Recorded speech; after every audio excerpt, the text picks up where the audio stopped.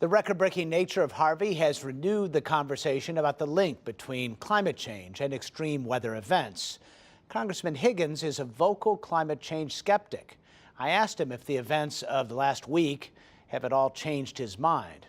You can listen to that exchange on our website, pbs.org/newshour.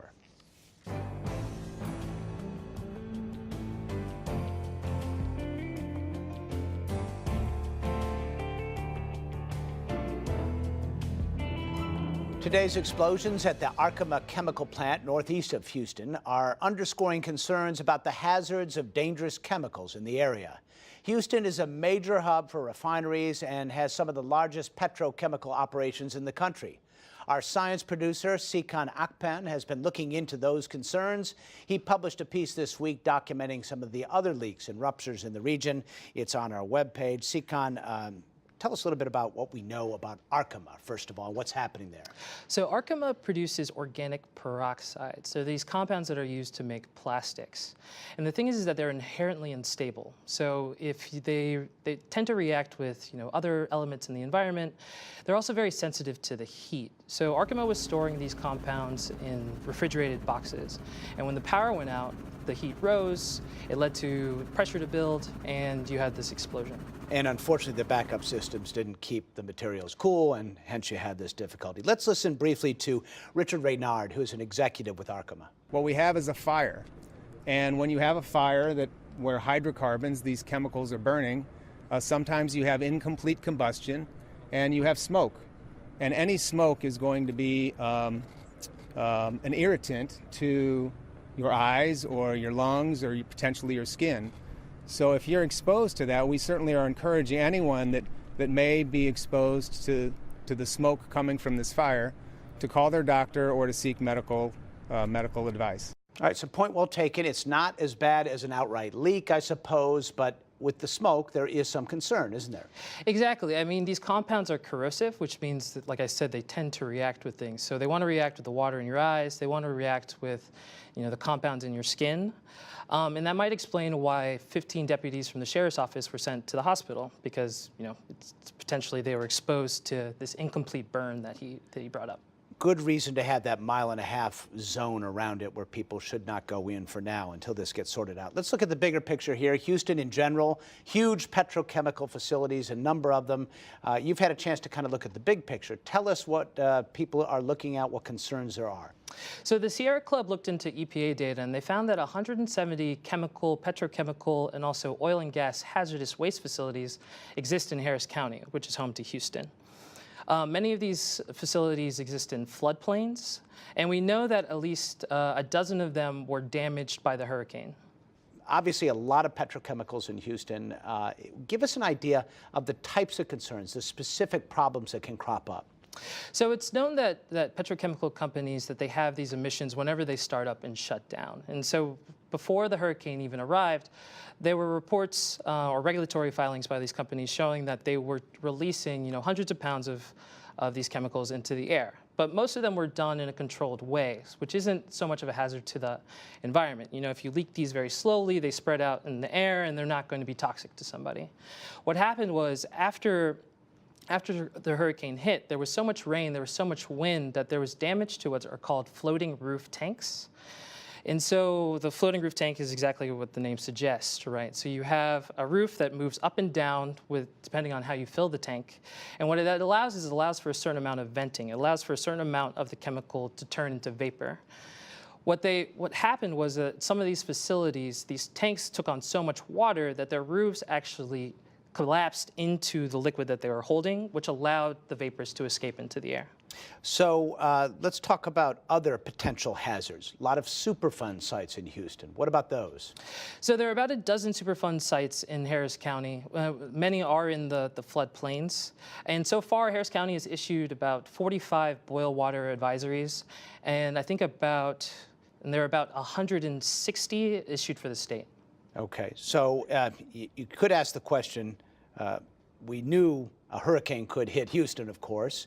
Are these facilities, when you look at the big picture, are they hardened enough against that threat? Well, so other studies have looked at these floating roof tanks and have shown that when hurricanes hit, that they do tend to take on destruction. So due to the fact that they're built with very thin walls, that they have very unsturdy foundations, these things do tend to move around when there's a lot of rain and a lot of wind. Nsikan Akpan is our science producer. Thank you. Thank you, Miles. There are lots of questions about the health risks associated with this explosion and what people need to know about the air and water in Houston. Dr. Anthony Fauci of the National Institutes of Health is here to guide us on some of the public health questions about these toxic chemicals. First of all, give us an idea. When we hear about chemicals like organic peroxides or benzene, those kinds of things either in the air or in the water, that naturally raises people's concern. Help us calibrate how concerned we should be. Well, it depends on the concentration of these things. You were just talking about the smoke because of the fire and the burning. The authorities in that area cordoned off the area so that you have a circle around so that you don't get direct exposure to that.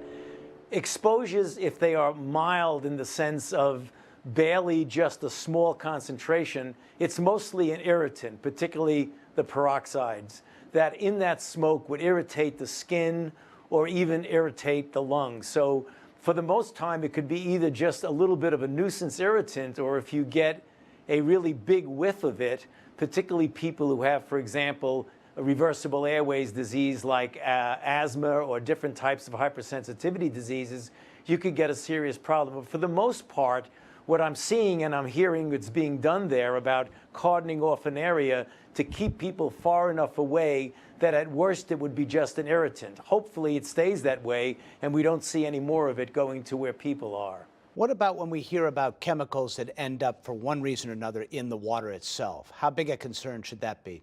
It really depends on what the chemical is. You had mentioned hydrocarbons, things like benzene and toluene.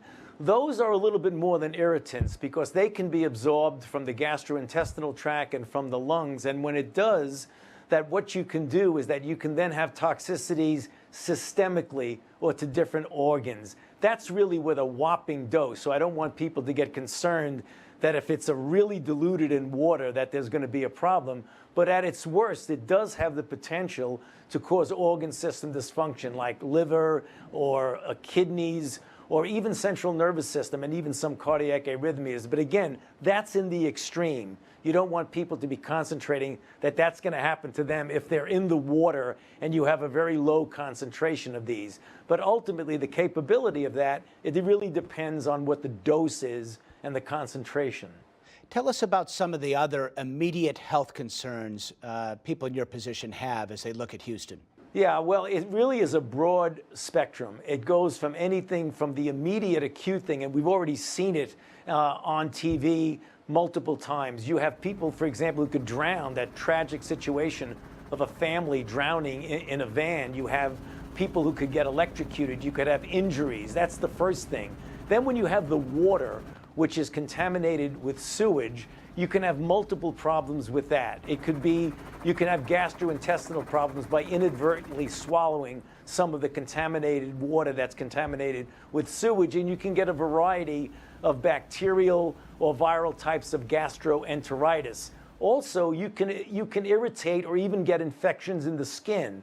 You could have either obvious lesions, scrapes and cuts, for example, in your lower body. We've seen people who are in the water up to their waist. Those are the kind of things that people need to be aware of. That's one of the reasons why Secretary Price of HHS declared a public health emergency and why our own CDC, the Centers for Disease Control and Prevention, are working with the local and state authorities to make people aware of this broad spectrum of health hazards that you need to pay attention to.